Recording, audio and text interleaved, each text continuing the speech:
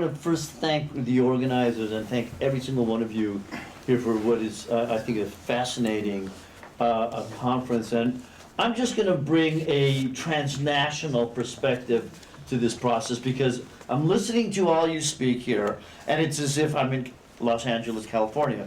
As I like to say, I'm from occupied Mexico, right? Okay. Everybody get the joke, right? Okay. Do you know what Chicano? How many people know what a Chicano is? I have one hand. Okay. So, and I, by the way, I teach at what's considered the best public university in the world, the University of California, and we actually have a department of Chicano studies. What is that? That is the study of the diasporas and the power of diasporas. Wow. All right? And in the state of California, I'll have you know that the Attorney General, the head of the Speaker of the Assembly, of the Senate, et cetera, are all sons of immigrants and daughters of immigrants, okay? Chicanos, all right? So we have a long historical perspective, which I think is appropriate that we're having this conference right here, a few blocks away from where used to be the port of the East Indian trade system that created right down the street in British imperialism and its potential around the world, where ships from just blocks away from here sailed to Africa to pick up Africans enslaved in trade, by the way, with African leaders. We know this.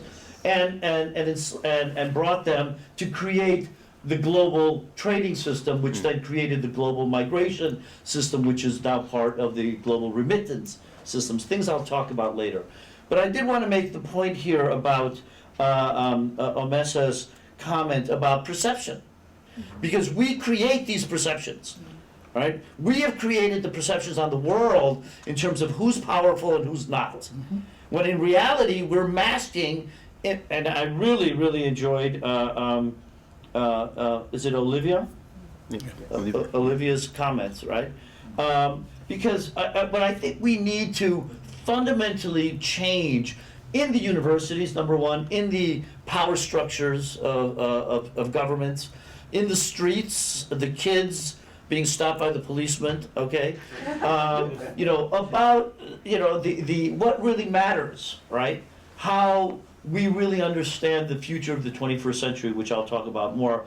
But the role of the diaspora is absolutely fundamental for the future of the planet, all right? I'll talk about how if we add up all the immigrants in the world and we add them all their economic contribution, guess what? It's the third largest economy on the planet. There's the United States, there's China, and then there's the diaspora. Way before we get to Germany and the UK and many other countries, all right? So this entire notion and this paradox, which I will talk about also, the Trump paradox and the Brexit paradox, which is now creating this notion that somehow these immigrants are the problem, when in fact, immigrants are going to be the solution for the 21st century. Yeah. And the way in which the empowerment of immigrants, both in the UK, in the United States, and in their homelands, I would say it's more than just the transmitting of knowledge. The organizers, Alam, I think is absolutely onto something. But it's a lot more than that. It's a lot more than that. It's the contribution here, and it's the contribution there, and it's the perspective of the people in this room that break the methodological nationalism, then the localized ways of thinking about things, about the nature of the world. Our experience is everybody here, you're all Chicanos, by the way, okay? You may not know that, but you are a Chicano, all right? You have lived one reality, you're living another reality, you're in the middle of it where you don't know what you are, okay? Right? And then you fight back. Chicano identity, Chicano is a slang term, right? That you're neither here nor there. When I was a kid, I was born in Mexico. I had the fortune of living in many parts of the world. But when I went back as a kid to Mexico, they would say, "Oh, you're white," as you said, or I think somebody said, right? You know, you're not really Mexican anymore, okay? And then in the U.S., you're not really white, okay? So then that's why I wear my my Muslim hat, okay? So you know, I'm whatever I want to be, all right? I am the new identity, all right? And that's what we all are, all right? And that's what we need to assert. And the world needs us to do that, okay? So, you know, I think that it's curious. I'll just end here, you know, with that, we can open it up. This notion of security, right? You know, the Chicano movement, by the way, we used to be the brown berets. We were the radicals, right? We were the radical people criticizing society. We were the radical people criticizing inequalities, right? And eventually, we kicked down the doors of the university to get there and get the PhDs at the top universities in the world, and then create the new way of critically analyzing the world, right? From within the university. And you know, I think we have to be very careful that we don't fall into this new construct of looking at the diaspora in the security lens. I mean, obviously it's extremely important, you know, and there's lots of elements to it, but you know, what we have to clearly understand is that and you see it here. I mean, the diaspora is solving that problem too, right?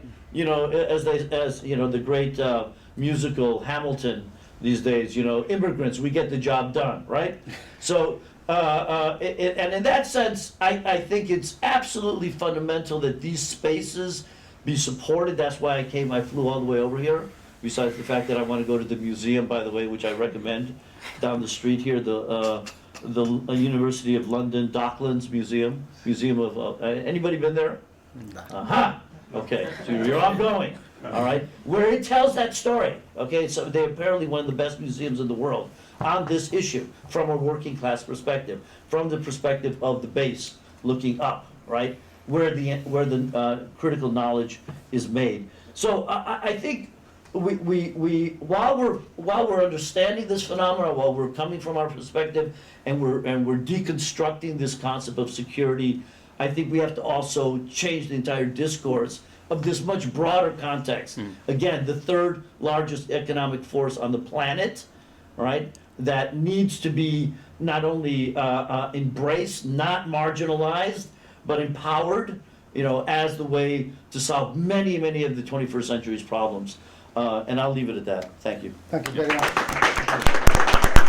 This is wonderful, and it ties up with a very important theory that was written by one of our colleagues in his book, Introduction to Geopolitics, Klaus Dott at the Royal Holloway of London. And he is calling for all of us to be geopolitical citizens, to be able to put everything in perspective, in its real wider context and perspective. And they will have been exercising us about globalization, and other people were talking about glocalization, because the same way international things function at the local level, the local things function at the global level.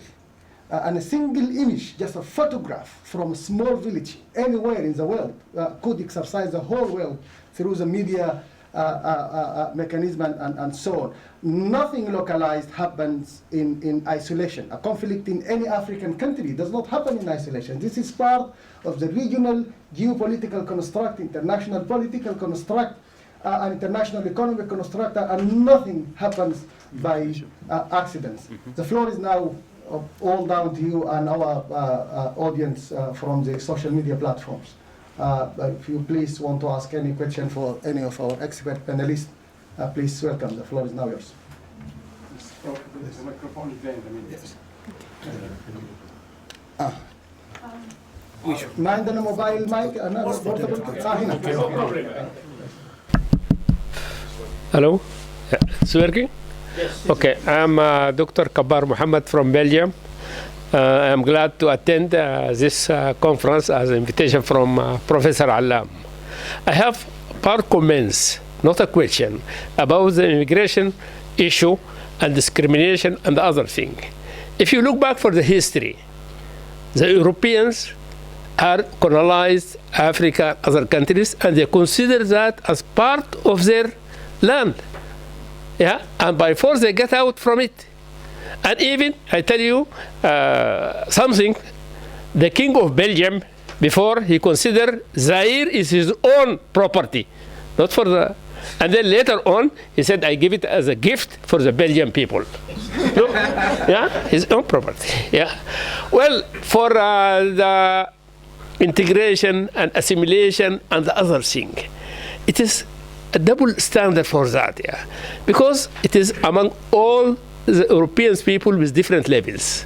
Some it is hidden among the high class, and some it is clear under the second class. I give you an example for me myself. In the 1980s, I have been studying in the university there for my master's degree, and I have been giving the course of rural development for the other students. And in the exam, all the professor gave me 20 out of 20, 18 out of 18, and one professor gave me in this subject 12 out of 20. I went to him, why? I need a high mark. He said to me, high is the sky. Look, that's the first thing. I told him, look, I taught the other students this topic. He told me, well, I give the best Belgian student who have been studying in his language 13. So the thing that our people here sometimes, they are tackling the thing in a different way. And they don't understand the European mentality. Yeah, because some are frustrated. We have engineers coming there, we have doctors. They didn't find the chance. They told them, as you said, go clean and don't go to the industry. And they are get frustrated. And this makes a lot of problems. So we had to fight and we had to tell them, look, you have been using our land. Before France took Algeria and said, no, we'll not go out of Algeria. It is part of France. Look, this mentality. And now when you are coming here, they say, oh, the immigrants have making problem for us. They have sharing us. So I have another classical example also from Belgium. I am in a community working there with some people. They said, no, the immigrants are coming here and making problem for us. I said, what is the problem? They are driving cars. They are having good clothes. I said, well, look the way of living of the immigrants and look the way of living for you. As an immigrant, I buy a sack of potato. I buy beans, and the whole month I will stay in my home. My wife cook for me. You every day go to the shop and eat frites. You go to the cafe and you drink beer. The immigrants who are drinking go to the sheep shops and bring the beer and stay there. That is the way. So no, it will not be like them. Look, we have to understand that. Otherwise, we'll get in a deadlock. Huh? And I'm glad to be here, son. We have other discussions because the problem, our countries also have a problem with the immigrants. And sorry, later on we can discuss that. Thank you for that. So no questions yet from social media, but just wanted to give you guys some feedback that's coming back. Yes. Abdel Khalim Bella says, very interesting discussion. And Jane Okemon says, awesome. And we've had 150 views, which is great for this early in the morning. Yes? My name is Babakir Ismail. I live here in London. And I'm glad to be here for the second time. Thank you for Professor Allam. My question is to Nawal. And by the way, your name is similar to a Sudanese name, Nawal. So you did a study on Nigeria, and you have challenged some local concepts.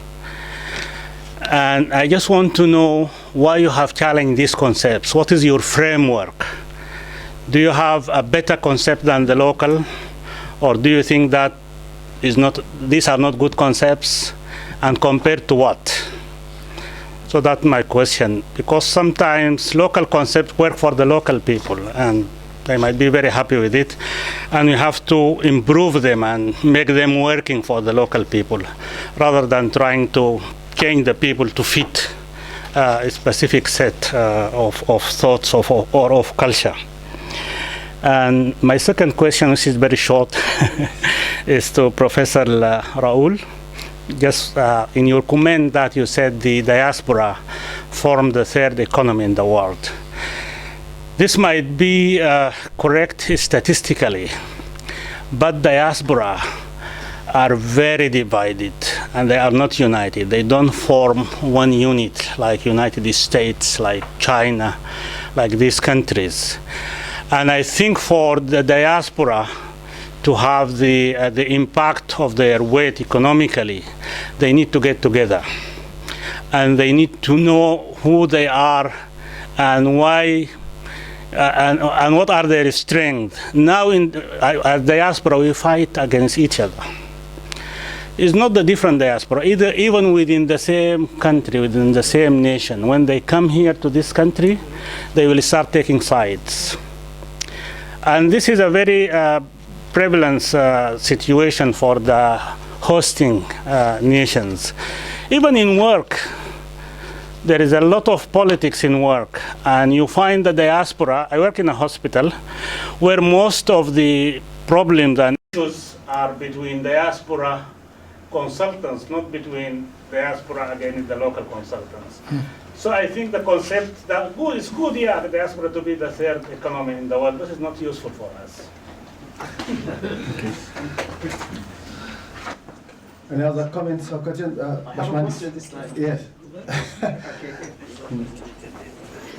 Okay, and this is about peace and security and so on, because the Migration Policy Institute actually stated that the role of diaspora in peace and security is very positive. But I have not really seen this as translated into any practical sort of case that I can quote. So my question is, how can we move the diaspora from being seen as a threat to their host countries into and adding value to the peace and security into their countries of origin? Oh, sorry, Adil Ahmed Dafallah. Oh, Airbus UK. thank you. Please, yes. And then we can give the experts the opportunity to answer the group of questions that we have. My name is Lade Olubemi, and I'm the CEO of News Foundation, or News Organization. My question is around radicalization, diaspora, integration, immigration. They're all very much linked together. Of course. Unfortunately, what I've heard everybody say, fantastic talk, because they're all very much linked together.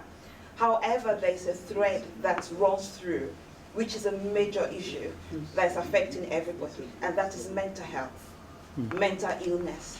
We've talked about the confusion in the identity of people. By the time they come over here, the integration is causing a lot of issues mentally for immigrants and diasporans. What are we doing about it?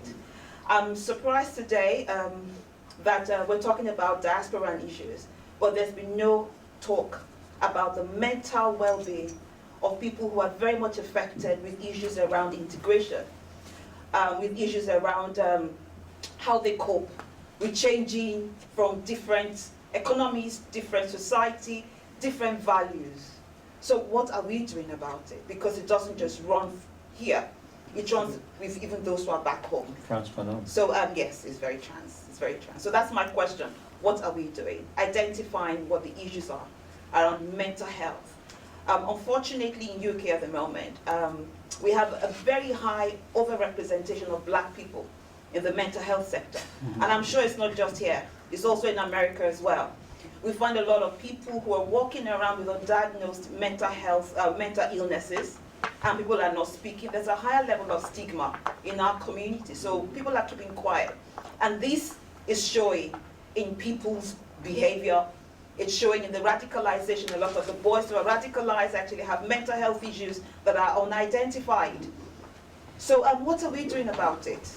That's my question. I would like to say that when this discussion started, I started conceiving questions in my mind which I thought I would ask the various speakers. But as the discussion went on, my answers were already being, my questions were already being answered. Because I realized that topics were very interrelated. And at the end of the discussion, I became quite enriched. But I have some very pertinent things which I took note of, especially from somebody like Olivia, who noted that most of the terrorist attacks which are going on today are carried out by British nationals. And that the immigrants who came here to do their job. They did not come as threats. But I would also like to say that these British nationals were initially immigrants. So one of the questions which came now is that why have they become a threat? In the course of that, the third, I've forgotten the who talked about the evolution, answered my question. My question. So I realized that when we come here, most of the time, it is because we are seen as threats that we become threats. Because these British nationals, as I say, were initially immigrants. Mm-hmm. But I think that what I want to say here is that we don't need to be reactionary. Because these things which happen to us here, the discriminations which happen to us here, that we are seen upon here to be like threats, even happen in our own homes. I think what I would like to prescribe here is that we should become more tolerant, integrate ourselves fully into the society, adopt the cultures of the people, blend the cultures of the people with ours. And then somebody said, ensure that we live like people who come to Rome and becoming like Romans, not become really, reactionary like I said. And finally, I would like to the intervention of the rapporteur, who actually said what immigrants have become today. In fact, the world actually needs immigrants. And it is a trend. Rather than us becoming reactionary, we should try instead to be those who are enlightening our hosts and become more and more tolerant. And with that, I know eventually, like he said, the trend is evolutionary. And at the end of the day, we will discover that we will build a much better society than we have today. Thank you, sir. Thank you very much. I'll just keep it very quick. Please, yes. Hello, my name's Adam from Wessex Social Ventures. My father's an immigrant, but I've always considered myself English. But if somebody asked me about English values, I wouldn't really associate them at all. I've lived in other countries when I was younger, I've travelled a lot, and I really consider myself more of a global citizen.